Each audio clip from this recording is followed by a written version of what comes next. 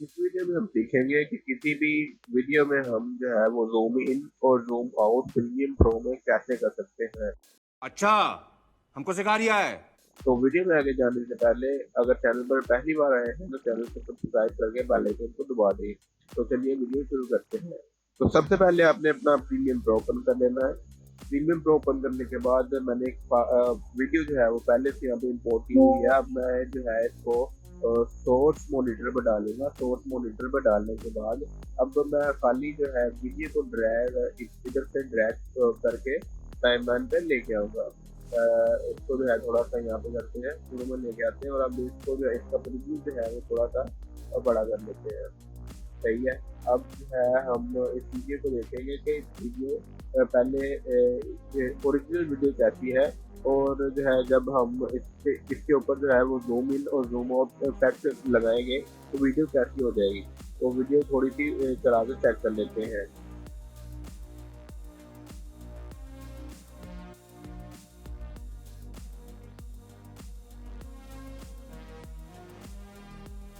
तो ये वीडियो है। अब मैंने जो है इसके ऊपर जो है वो जूम इन और जूम आउट इफेक्ट लगाना है। अब मैं जो चाह रहा हूँ कि इस पहाड़ की तरफ जो है वो मेरा जूम इन हो और कुछ देर के बाद जो है वो जूम आउट होके हमारी जो है ओरिजिनल फ्रेम में जो है वो वीडियो वापस आ जाए। अब आपने जो है वो सिंपली यहाँ पे इस वीडियो पे क्लिक करना है। इस वीडियो पे क्लिक करने के बाद आपको एक ऑप्शन नजर आएगी इफेक्ट कंट्रोल की। आपने इफेक्ट कंट्रोल के ऑप्शन पे क्लिक करना है और यहाँ पे आपको एक ऑप्शन नजर आ रहा है एंकर पॉइंट। आपने एंकर पॉइंट पे क्लिक करना है।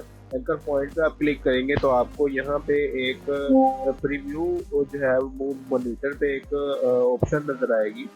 एक जो है वो कर्सर नजर आएगा। आपने जो है इस कर्सर पे ऊपर क्लिक करना है और इसको जो है वो यहाँ पे ला के पहाड़ के ऊपर छोड़ देना है। जैसे ही आप पहाड़ के ऊपर छोड़ेंगे इस जो है वो एंकर पॉइंट को लाने का एक और तरीका है। आपने जो है वो सिंपली यहाँ पे अपनी सोर्स जो है वो प्रीव्यू मॉनिटर पे डबल क्लिक करेंगे तो आपके सामने जो है वो एंकर पॉइंट शो होना शुरू हो गया है।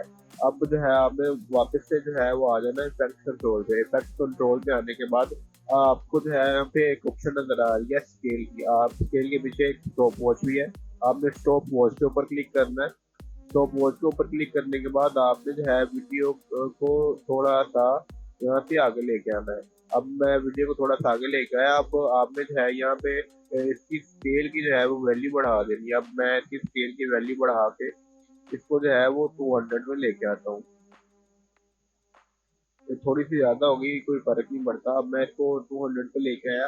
अब जितनी वीडियो जो है वो आपने जो है जूम आउट करनी है। आपने उतनी वीडियो जो है वो यहाँ पे उतनी वीडियो आपने जो है वो चला देनी है। अब मैं इतनी वीडियो जो है वो जो है पर जूम करना चाह रहा था। अब मैं इतनी जो है वीडियो मैंने चला ली।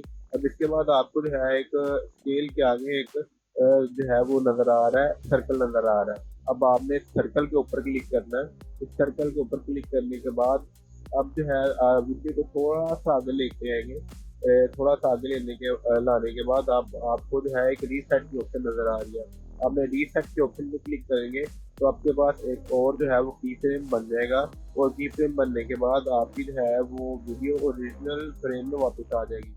क्या बात है सर, क्या बात है सर। अब इस वीडियो को देखते हैं कि वीडियो में इफेक्ट किस तरह लगा है। तो वीडियो देखते हैं।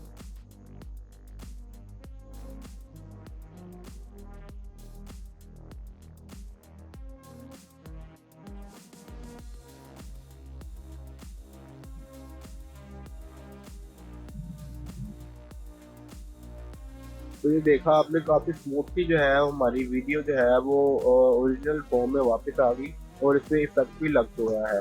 उम्मीद करता हूँ कि आपको वीडियो पसंद आई होगी। हम तो छोटे लोग हैं, हम तो सिर्फ वीडियो ही बना सकते हैं।